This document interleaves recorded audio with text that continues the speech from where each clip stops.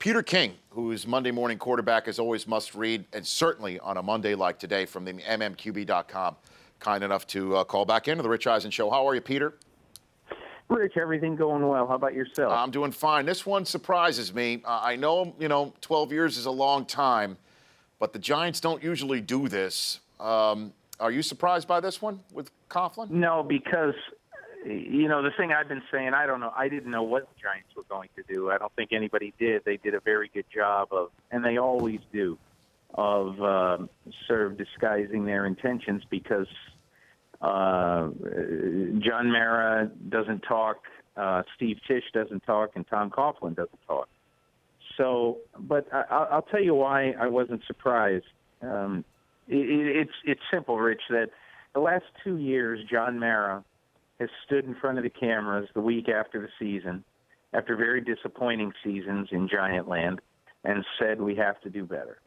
And people are going to be held accountable, starting with me, and blah, blah, blah.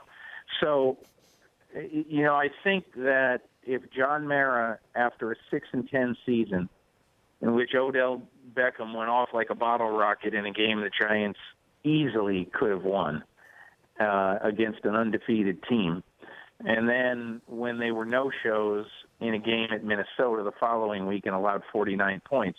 And again, there are certainly personnel deficiencies on this team, and you got to point the finger at Jerry Reese for those.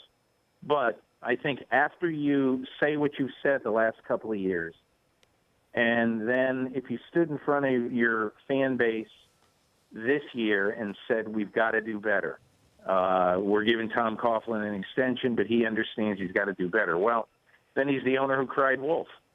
So, no, I'm not really that surprised. I feel bad for Coughlin because he's really one of the finest men in the 32 years that I've known, in the 32 years that I've covered the NFL. Really, there is no finer man that I've covered. And so for that reason, I'm sure he did want to continue. And for that reason, I feel for him. But I do think that the Giants are well within their rights to make a change. It's Peter King joining me here on the Rich Eisen Show. So who could possibly be on a short list for the Giants that might be in John Mara or Steve Tisch's drawer? I think they're probably going to round up the usual suspects. They're going to have to determine inside their team, okay, we like Ben McAdoo, but we're not sure that he's a head coach, and maybe they do think he's a head coach. I know they like him, but I'm not sure they think he's a head coach. So you have to decide, are we going to rip up an offense that has been pretty successful, or go after some big fish or somebody like Chip Kelly, or are we going to go the route that we've always gone here? Best football coach available, Dan Reeves, Tom Coughlin, longtime Bill Parcells. They only went away from that one time, really, when basically Ray Hanley was taken over, and it was the timing isn't exactly right, but basically when George Young did not want to hire Bill Belichick, and he hired Ray Hanley instead, and it was a debacle.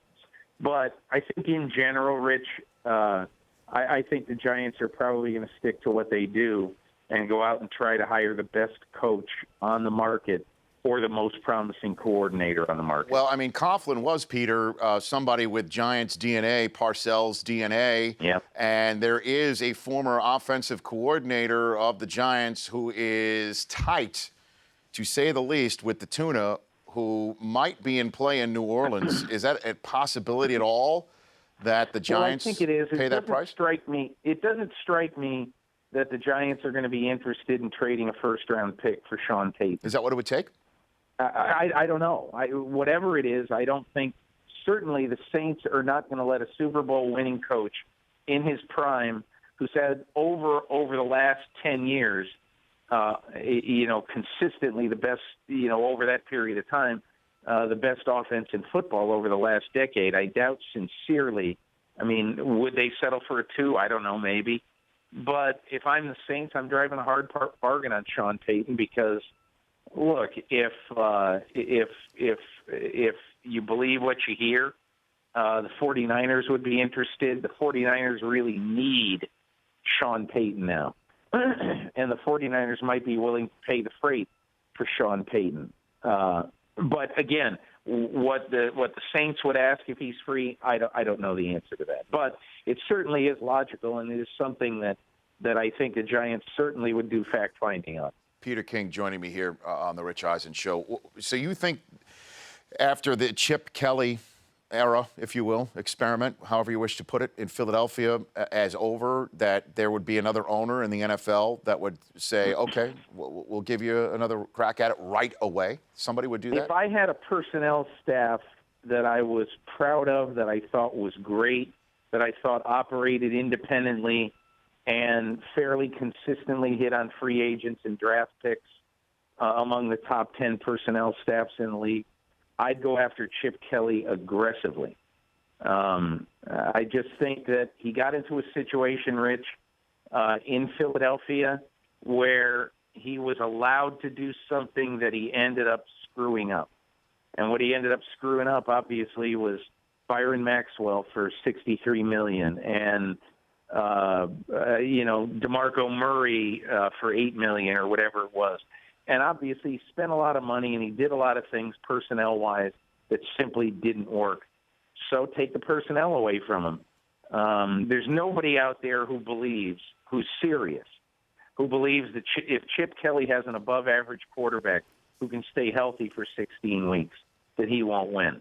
If you do believe that, I think that you're buying the anti-Kelly sentiment that now exists in many quarters in Philadelphia. Peter King here on the Rich Eisen Show. I'd like to take a quick 60-second break and have you come back and talk about what's going on in Cleveland, if you don't mind. Sure, yeah. Yep, that's Peter King of the MMQB, mmqb.com. Go check it out. It must-read material, certainly on a Monday like today. Back in a minute with Peter King. Welcome back to the Rich Eisen Show. Peter King still here with me on a very busy day in the National Football League. Let's talk about what's going on in Cleveland, Peter. Explain to me the management structure that Jimmy Haslam has laid out so far that a coach and general manager will have to agree to in order to be part of the organization. How have they laid this out, Peter? Well, the way they have decided to do with it is to go with basically a very bright guy, analytics guy to sort of run the football operations side of this business. They're not the first ones to think about that. In fact, Jacksonville, interviewed Bill Barnwell a few years ago, the fine Grantland writer, and he uses analytics quite a lot. Yes. And so this is not altogether unprecedented or not thought of before, but I was told yesterday that he simply is going to be a guide for the organization. Sashi Brown. He's going to be a voice that basically they're going to have a discussion very soon. Are we keeping Johnny Manziel? Are we going to try to salvage him? Or are we going to throw him away? I mean, that's one of the first things, and he'll guide that discussion. But the way they're going to do this is they're going to do it a bit in the Seattle way, Rich. Remember when Seattle hired Pete Carroll first and then went with John Schneider? Yes. They're going to hire the head coach first and then go hire a general manager. And as I said last night on NBC, that will start with Doug Marrone on Tuesday at the Browns facility. And then after they hire whoever they hire as coach, then they'll hire a general manager for the nuts and bolts football operation. Now, obviously, you're going to ask the question, wait a second. If there's a guy sitting over the general manager's shoulder, looking at all his decisions, what general manager in his right mind is going to come? Exactly, Peter, because it seems to me that that Sashi Brown has got control over the 53, but the general manager is going to be left holding the bag if the 53 is not any good. And what general manager would do something like that and also join an organization where the coach goes straight to the owner? That one didn't make sense to me either. Well, it depends. I think it needs to be defined what his exact role over the football operation is first, and we need to know that. And yes. I know that that Jimmy Haslam has gotten some very strong advice from a lot of people in the football world. And I think that advice generally has been to tell him, you need to go with a traditional structure and a traditional power structure.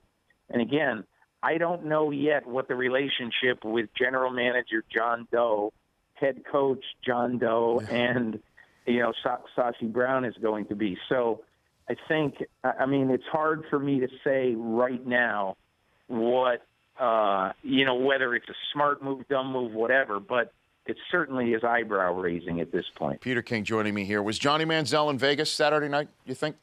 Rich, I think he was, but I don't know. I read the USA Today story. Yep. The Browns believe he was in Las Vegas, and all Manziel had to do was deny it.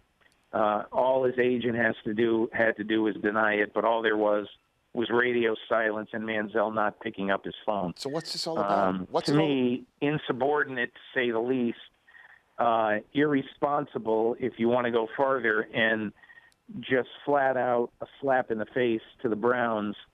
And I'll say this, Rich. I am extremely skeptical of the concussion, the concussion protocol that Manziel was in. I'm sorry. It's too convenient that Johnny Manziel shows up Wednesday morning without telling anybody in the organization for 48 hours or so, that he's not feeling well. He's starting a game that week and he walks in and he goes, I got a headache. To me, somebody inside the Browns is protecting Johnny Manziel. For what reason? I have no idea. Well, if they're protecting him, it's to protect his trade value potentially, I guess. That's correct. And if they're using the nail on the head, but right. But look, might somebody, if you do 3 months of Manziel image rehab, yes, and you have video of him working out in the gym for 6 hours a day and showing up at children's hospitals the other 2 hours a day. Yeah, okay, are you going to get a 4-form fine? It's time for the Browns to cut the cord with Johnny Manziel. It's time for him to basically say, look, you're an immature guy and we do not want to deal with your problem going forward. I'd say the same thing for the cornerback, Justin Gilbert, too. It's time for him to go. The Browns have to cut their losses on the worst first round in Cleveland Browns history. That's saying a lot. Last one for you. Kubiak was coy today about who his starter is. Why do you think that was? Peyton Manning. How possibly can you go back after Manning comes in and basically was, he's Rich Gossage in the 7th inning, coming in and throwing a 3-inning save. Actually getting the win because they were behind when he came in. Right. I just don't see any way that. It's one thing if Brock Osweiler was Ron Guidry. He was barely Mike Torres. Nice. And I've gone way too far on your Yankee institutional knowledge. I love it. You know what the audience you're speaking to. I know. Guidry, you're certainly not talking 78 Guidry. I know that with Osweiler. I would only say this. Look, it seems to be, you got the feeling, listening to what people were saying last night after the game, that it's sort of a fait accompli. Unless Manning starts playing like he did November 15th against Kansas City, it's hard for me to fathom them going back to Osweiler. But, again, it's coach's call, and he's been very, very above board with those two guys. But I don't know how you go back to Osweiler after Manning played creditably yesterday in a game they had to have. Well, Elway's got a say in this too, right, Peter? I'm sure he does. And I'm sure Elway would feel the same way. The only thing I would say about Elway is that, look, they want to sign Brock Osweiler long term. They do not want to start over with 2 new quarterbacks, at minicamp starting in April. They do not want to do that. So, they also want to be very, very respectful of Osweiler's feelings and very thankful for what he's done and they want to reiterate over and over and over again, you're our guy. We want you to be our quarterback opening day next year. But, now is the playoffs. John Elway built this team for Peyton Manning to take one more run. Even if they knew right now that Osweiler was not going to re-sign with them in free agency, they've got to go for the gold with Peyton Manning now. It's in the cards. Peter, thanks for calling. I appreciate it. All the best, Rich. Same to you. Peter King at SI_Peter King. The Rich Eisen Show, weekdays at noon Eastern. On Audience.